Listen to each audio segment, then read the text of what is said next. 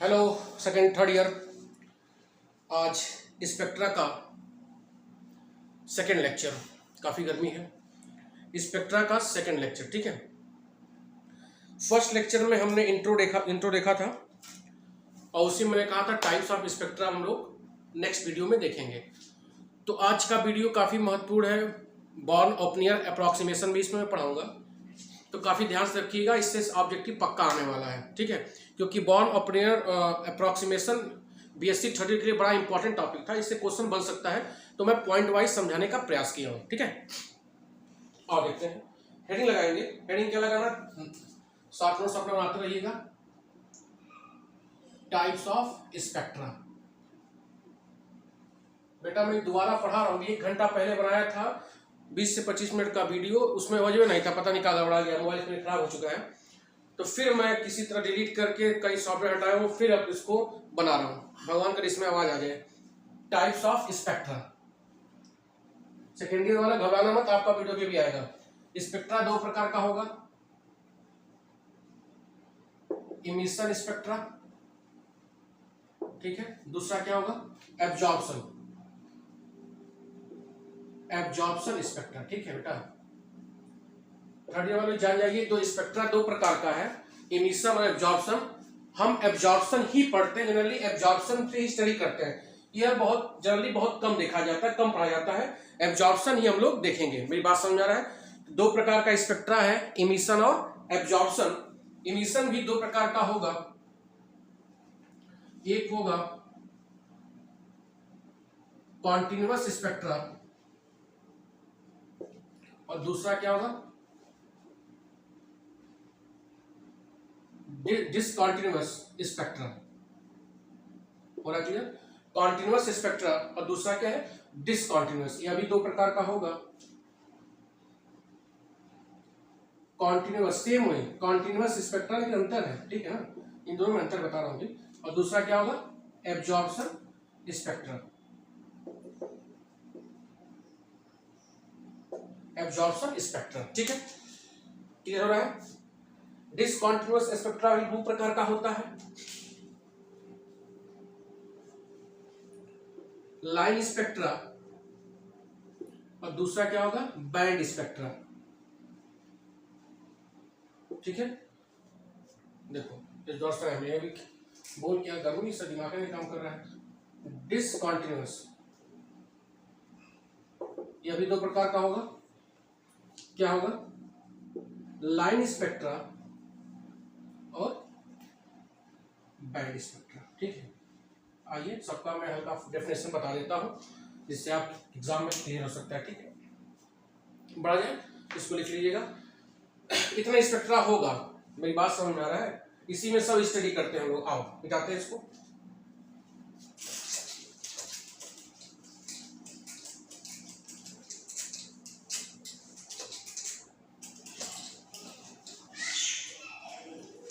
अब देखो दोनों साथ साथ चलेंगे, ठीक है बेटा। इमिशन स्पेक्ट्रा और दूसरा होगा absorption spectra. Absorption spectra clear हो रहा बेटा, दोनों साथ साथ चलते हैं। एक लाइन का डेफिनेशन देखते हैं। होता क्या इमिशन में, कोई सब्सटेंस है मान लो ये, ठीक है, या कोई कंपाउंड है, सब्सटेंस मानो, किसी भी सब्सटेंस को जब हम रेड हॉट तक गर्म करेंगे, रेड हॉट तक, समझ में आ रहा है, रेड हॉट तक इसको क्या करेंगे, हीट करेंगे। तो जब यह सब्सटेंस रेड हॉट तक पूरा हीट हो गया, मान लीजिए ये पूरा गर्म हो गया, एकदम लाल गर्म, ठीक है, तो जब यह बेटा ठंडा होगा, अब इसको छोड़ देंगे, जब यह ठंडा होगा तो जो हीट को इसने एब्जॉर्ब किया है, तो ठंडा होगा, एब्जॉर्ब सॉरी, जिसको लेकर वह गर्म हुआ एनर्जी को लेकर, अब जब ठंडा होगा तो उस एनर्जी को रिलीज करेगा ना। तो जब यह ठंडा होगा तो एनर्जी क्या करेगा, रिलीज करेगा। जो यह एनर्जी जो ट्रांसमिट कर रहा है, इसी एनर्जी को जो ट्रांसमिट कर रहा है, जब हम फोटोग्राफिक प्लेट पर इस ट्रांसमिट को हम क्या करते हैं, लेते हैं, तो जो भी स्पेक्ट्रा प्राप्त होता है उसको हम क्या बोलते हैं, इमिशन स्पेक्ट्रा। किसी भी सब्सटेंस को रेड हॉट तक गर्म करेंगे, गर्म करने के बाद उस सब्सटेंस को छोड़ देंगे, छोड़ने के बाद जब वह सब्सटेंस ठंडा होगा तो एनर्जी जो ट्रांसमिट करेगा उसको जब हम फोटोग्राफिक प्लेट पर लेंगे तो जो भी स्पेक्ट्रा प्राप्त होगा उसको हम क्या बोलेंगे, इमिशन स्पेक्ट्रा या इमिशन स्पेक्ट्रम। क्लियर हो रहा है? बोलो। एब्जॉर्प्शन स्पेक्ट्रम लेते हैं, ठीक है। यहां पर हम ऐसे सब्सटेंस लेंगे जिसके पास टेंडेंसी होगा कि वह किसी भी चीज को एब्जॉर्ब करे, ठीक है। अब इसके ऊपर हम फॉल कराएंगे इलेक्ट्रोमैग्नेटिक रेडिएशन, ठीक है। तो इस सब्सटेंस के ऊपर हमने इलेक्ट्रोमैग्नेटिक रेडिएशन को क्या किया, बम्बार्ड किया या फेंका या उसके ऊपर अप्लाई किया, तो यह क्या करेगा, बहुत सारे इलेक्ट्रोमैग्नेटिक रेडिएशन को अपने अंदर एब्जॉर्ब कर लेगा, ठीक है। और जिस वेवलेंथ की लाइट को एब्जॉर्ब करेगा तो उसके अंदर आ गई, और जिसको एब्जॉर्ब नहीं करेगा वो बाहर निकलेगा। मान लो पांच ना, 1 2 3 4 5, 2 एब्जॉर्ब करेगा, 3 क्या हुआ, बाहर। तो जो एब्जॉर्ब नहीं कर पाया, जो ट्रांसमिट हुआ, इसको जब हम फोटोग्राफिक प्लेट पर लेंगे, तो इस पे जो स्पेक्ट्रा प्राप्त होगा उस स्पेक्ट्रा को हम क्या बोलते हैं, एब्जॉर्प्शन स्पेक्ट्रा। डेफिनेशन क्लियर हो? दूसरा, पहला डेफिनेशन था, समझिए जो बोल रहा हूं ध्यान समझिएगा। दूसरा देखो, सब्सटेंस को हमने हीट किया था, हीट करने के बाद रख दिया तो ठंडा हुआ तो पूरी एनर्जी अपनी रिलीज करेगा, रिलीज करता जाएगा तब जाके ठंडा होगा। तो यहां पर क्या है, जितनी एनर्जी लिया था सब ट्रांसमिट कर दिया, बाहर निकाल दिया। तो बाहर निकालने से क्या तात्पर्य है, समझिएगा, बाहर निकालने से क्या तात्पर्य है, पूरा स्पेक्ट्रा क्या होगा, यहां पर इसका बैकग्राउंड क्या हो जाएगा, डार्क हो जाएगा, ठीक है। डार्क बैकग्राउंड, बात समझ रहा है। और जो ये स्पेक्ट्रा प्राप्त होगा वह क्या होगा, ब्राइट। अंतर है, ठीक है। यहां पर क्या होगा, यहां पर जो बैकग्राउंड होगा यह ब्राइट होगा, ब्राइट, यह अंतर पूछ सकता है, ब्राइट बैकग्राउंड। और जो स्पेक्ट्रा होगा वह डार्क होगा। क्यों, देखो क्यों डार्क होगा यार, देखो 5 ठो था ना, 5 में तीर दिखाया हूं तो पांचों नहीं निकला, 3 ही निकला, तो 3 हमको प्राप्त हुआ। और जो प्राप्त नहीं होगा बीचों में, ये क्या होगा, डार्क होगा ना यार, ये क्या होगा, डार्क होगा। नहीं, मेरी बात समझ में आ रहा है? तो पूरा इसका बैकग्राउंड क्या होगा, डार्क होगा, और कुछ ही बैकग्राउंड इसका क्या होगा, ब्राइट होगा, सॉरी ब्राइट होगा। क्यों, अरे यार ये मान लो ये एक पट्टी मिला, और पट्टियां बीचों में सब काला काला है तो डार्क हो जाएगा ना, पीछे क्या होगा, ब्राइट होगा। नहीं, बात समझ में आ रहा है? अंतर क्या है, इमिशन स्पेक्ट्रा में जो ये फोटोग्राफिक बैकग्राउंड होगा वह डार्क होगा, और यहाँ पर बैकग्राउंड क्या होगा, ब्राइट होगा। और यहाँ पर स्पेक्ट्रा ब्राइट होगा, यहाँ पर स्पेक्ट्रा क्या होगा, डार्क होगा, ठीक है। यह था इमिशन और एब्जॉर्प्शन स्पेक्ट्रा, ठीक है। और देखते हैं, अब देखो कॉन्टिन्यूअस डिसकॉन्टिन्यूअस दोनों एक ही है। अब जो स्पेक्ट्रा होगा अगर पूरा कॉन्टिन्यूअस हो, मतलब सारे स्पेक्ट्रा के बीच में कोई भी बाउंड्री प्राप्त हो, जैसे रेनबो जो होता है 7 रंग होता है तो उसमें हम डिफरेंशिएट, क्या उनमें बाउंड्री होती है, सारे रंग एक दूसरे से मिले होते हैं, तो वह स्पेक्ट्रा क्या कहलाएगा, कॉन्टिन्यूअस कहलाएगा। और जिस स्पेक्ट्रा में बाउंड्री हो जाए, बाउंड्री हमको दिखाई दे, मतलब हम स्पेक्ट्रा के बीच में डिफरेंशिएशन कर सके कि ये पहला है, ये दूसरा है, तीसरा, उसको क्या बोलेंगे, डिसकॉन्टिन्यूअस स्पेक्ट्रा, ठीक है। सब कुछ सेम है, बस लगातार प्राप्त होगा कंटिन्यूअस, और बीच बीच में गैप हो जाएगा तो डिसकंटिन्यूअस, ठीक है। अब लाइन देखो और बैंड देखो,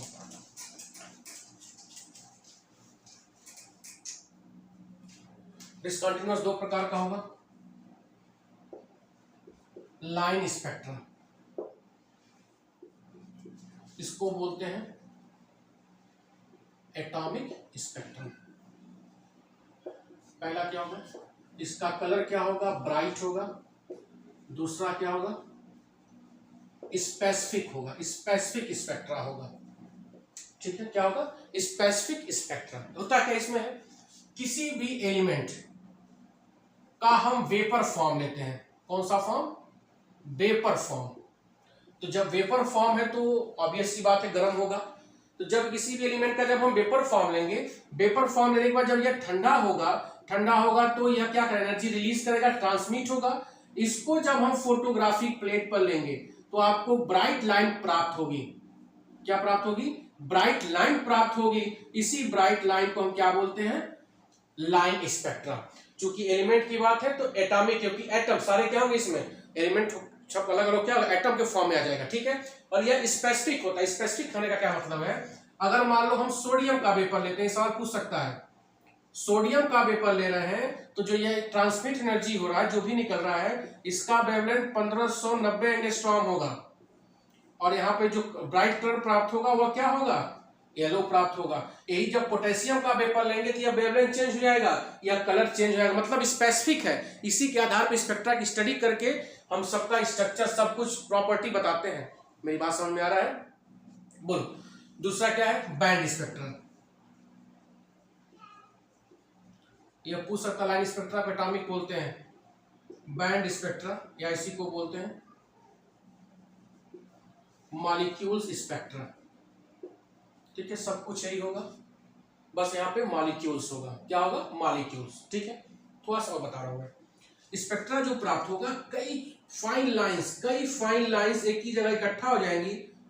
देखो, कई फाइन लाइन एक ही जगह इकट्ठा हो जाएंगी क्योंकि डिस्कंटिन्यूअस है, और एक जब उसको हम देखेंगे ना तो लगेगा एक मोटा सा बैंड है। क्या है, मोटा सा बैंड, यह एक बैंड, दो बैंड, तीन बैंड।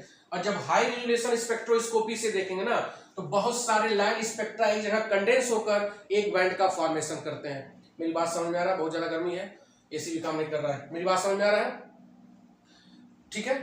दूसरा बड़ा इंपॉर्टेंट पॉइंट बता रहा हूं कि जो बैंड स्पेक्ट्रा होता है, बैंड स्पेक्ट्रा और जो लाइन स्पेक्ट्रा होता है, बैंड स्पेक्ट्रा को हम मॉलिक्यूलर स्पेक्ट्रा बोल रहे हैं क्योंकि मॉलिक्यूल्स में होता है, इसको क्या बोल रहे हैं, एटॉमिक स्पेक्ट्रा बोल रहे हैं क्योंकि एटम्स में होता है, ठीक है।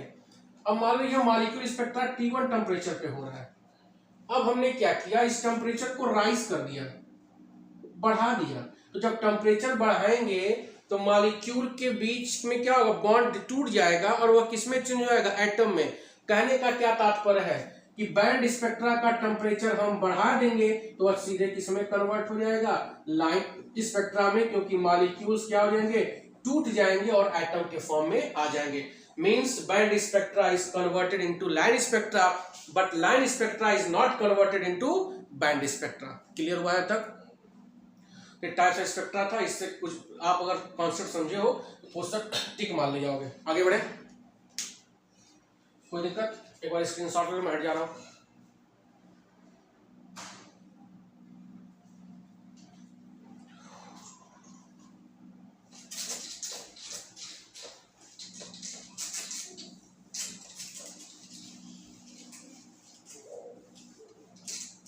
अगला टॉपिक बहुत इंपॉर्टेंट है, बॉर्न ऑपेनियर, स्पेलिंग क्लियर कर रहा है, बॉर्न ऑपेनियर अप्रॉक्सीमेशन। कठिन कठिन सब नाम रखते हैं, बेहुदा समझ नहीं आता है। ऑपेनियर अप्रॉक्सीमेशन, ठीक है। इसमें क्या कहा गया बेटा, सबसे इंपॉर्टेंट है, वेरी वेरी इंपॉर्टेंट, ध्यान से समझिएगा। इसमें बोला गया है कि कोई molecules contain different types of energy, different types of energy. वो एनर्जी क्या होती है, ट्रांजिशनल एनर्जी, पूरा लिखने का हूं, ट्रांजिशनल समझना, ट्रांजिशनल एनर्जी जिसको हम लिखते हैं किससे, ईटी से। दूसरा है रोटेशनल एनर्जी, क्या है, रोटेशनल एनर्जी जिसको हम लिखते हैं ईआर से। तीसरा क्या है, वाइब्रेशनल एनर्जी जिसको हम लिखते हैं किससे, ईवी से। और चौथा क्या है, इलेक्ट्रॉनिक एनर्जी, चौथा क्या है, इलेक्ट्रॉनिक एनर्जी जिसको हम लिखते हैं ई से। तो किसी भी मॉलिक्यूल में जनरली यही चार प्रकार की एनर्जी कंसिस्ट होता है, rotational energy, sorry transitional energy, rotational energy, vibrational energy और इलेक्ट्रॉनिक। जब मॉलिक्यूल मूव करता है, रोटेट सॉरी ट्रांजिट एक स्थान दूसरा मूव करता है तो उससे जो एसोसिएटेड एनर्जी होगा उसको हम क्या बोलेंगे, ट्रांजिशनल एनर्जी। जब मॉलिक्यूल्स में जो एटम होंगे किनारे किनारे, जब वह रोटेट करेंगे लेकिन कंडीशन क्या हो कि एटम का न्यूक्लियस और बॉन्ड लेंथ में कोई डिस्टर्बेंस ना हो, तो रोटेशन के वजह से जो एसोसिएटेड एनर्जी होगा उसको हम क्या बोलेंगे, रोटेशनल एनर्जी। जब वो आपस में मॉलिक्यूल एटम वाइब्रेट करेंगे तो उससे जो एसोसिएटेड एनर्जी होगा उसको क्या बोलेंगे, वाइब्रेशन एनर्जी। और इलेक्ट्रॉनिक आप समझो, इलेक्ट्रॉन की एनर्जी एसोसिएटेड होगी उसको क्या बोलेंगे, इलेक्ट्रॉनिक एनर्जी, ठीक है। फिर उन्होंने क्या बताया, इस अप्रोक्सीमेशन में क्या बोला गया कि किसी भी मॉलिक्यूल की जो टोटल एनर्जी होती है वह सम ऑफ ऑल दिस एनर्जी, तो मतलब क्या होगा, ET plus ER plus EV plus EE, ठीक है। यह सवाल बन सकता है कि किसी भी मॉलिक्यूल की टोटल एनर्जी किसके बराबर होती है, ठीक है। फिर उन्होंने क्या पॉइंट बताया कि all energy are independent to each other, या एक दूसरे पर निर्भर नहीं करते हैं, या एक दूसरे से क्या होते हैं, इंडिपेंडेंट होते हैं। क्लियर हो रहा है। अगला पॉइंट यहां बता रहा हूं, ट्रांजिशनल एनर्जी को छोड़कर जितनी यह तीनों एनर्जी होती हैं, यह तीनों एनर्जी क्या होती हैं, क्वांटाइज्ड होती हैं। ट्रांजिशनल एनर्जी क्वांटाइज नहीं होता है क्योंकि यह प्योर क्या होता है, काइनेटिक एनर्जी होता है। मेरी बात समझ में आ रहा है, जिससे मॉलिक्यूल मूव कर रहा है काइनेटिक एनर्जी की वजह से। तो याद रखिएगा, रोटेशनल, वाइब्रेशनल, इलेक्ट्रॉनिक एनर्जी ही क्वांटाइज होती है, और transition energy pure kinetic energy होने की वजह से यह क्वांटाइज नहीं होती है। इसी आधार को मानते हुए बताया गया कि किसी भी मॉलिक्यूल की जो टोटल एनर्जी होगी वह बराबर होगी rotational plus vibrational plus electronic, न कि ट्रांजिशनल एनर्जी के बराबर, क्योंकि यह क्या है, प्योर काइनेटिक एनर्जी है। समझ में आ रहा है। इसी को आधार मानते हुए रिलेशनशिप दिया गया, E electronic is approximate is equal to E vibrational into 10 to the power 3 into E rotational into approximate बराबर है ना 10 टू द पावर 3। मेरी बात समझ में आ रहा है। तो यह एक रिलेशनशिप दिया गया। अब देखो, इन एनर्जी से एसोसिएटेड जो क्वांटम नंबर होता है, इलेक्ट्रॉनिक एनर्जी से जो क्वांटम नंबर होगा उसको बोलेंगे principal quantum number, n is equal to 0 1 2 3। Vibrational से जो होगा उसको बोलेंगे वाइब्रेशनल क्वांटम नंबर। मेरी बात समझ में आ रहा है। वाइब्रेशनल क्वांटम नंबर 0 1 2 3, ये भी सब क्वांटम नंबर केमिस्ट्री वाला है, तो और डीप है, ठीक है। और जो यह रोटेशनल से होगा उसको बोलेंगे रोटेशनल क्वांटम नंबर। क्या बोलेंगे, रोटेशनल क्वांटम नंबर। अब देखो, इसको n से लिखते हैं, इसको v से लिखते हैं, इसको j से लिखते हैं। 0 1 2 3 सिलेक्शन रूल में आप लोग पढ़े होंगे, तीसरा लेक्चर सिलेक्शन रूल का ही होगा, ठीक है। तो प्रिंसिपल क्वांटम नंबर में ही वाइब्रेशनल क्वांटम नंबर होता है, और वाइब्रेशनल क्वांटम नंबर में ही क्या होता है, रोटेशनल क्वांटम नंबर होता है। आइए मैं ट्रांजिशन स्टेट ड्रॉ करके दिखाता हूं, ठीक है। ये सब लिख लीजिएगा आप लोग, इससे क्वेश्चन आ सकता है। 10 टू द पावर 3 टाइम्स, यहाँ पे गलती हो गया, 10 टू द पावर 6 होगा, ठीक है।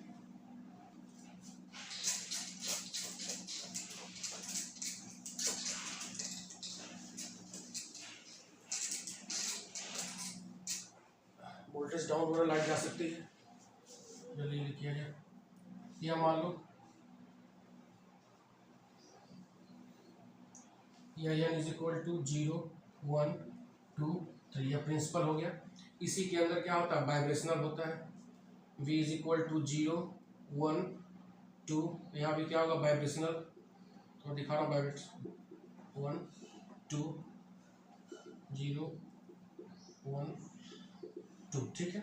अब इसी वाइब्रेशनल में क्या होगा, रोटेशनल क्वांटम नंबर। मेरी बात समझ में आ रहा है, रोटेशनल क्वांटम नंबर। तो यहाँ पे j इज इक्वल टू 0 1 2 3, 0 1 2 3। कहने का क्या मतलब है, एक बड़ा करके दिखा दूं। यहाँ 0 और 1 प्रिंसिपल हो गया, ये हो गया वाइब्रेशनल।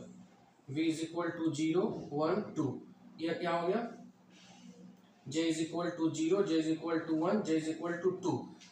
तो इलेक्ट्रॉन पहले जब कम एनर्जी होगा ना, तो पहले यहाँ से कहा जाएगा इस वाले में, फिर ट्रांजिशन यहाँ होगा। जब एनर्जी बढ़ाएंगे तब वाइब्रेशनल में जाएगा। कम एनर्जी पे रोटेशन में ट्रांजिशन करेगा, ज्यादा एनर्जी में वाइब्रेशन, और ज्यादा एनर्जी में प्रिंसिपल। समझ में आ रहा है, क्लियर हो रहा है। तो ये बॉर्न ओपनियर अप्रोक्सीमेशन था जो आपका खत्म हुआ। नेक्स्ट में आपको मैं समझाऊंगा सिलेक्शन रूल, ठीक है। बहुत बहुत धन्यवाद, thank you. Share like comment जरूर करिए, ठीक है, धन्यवाद।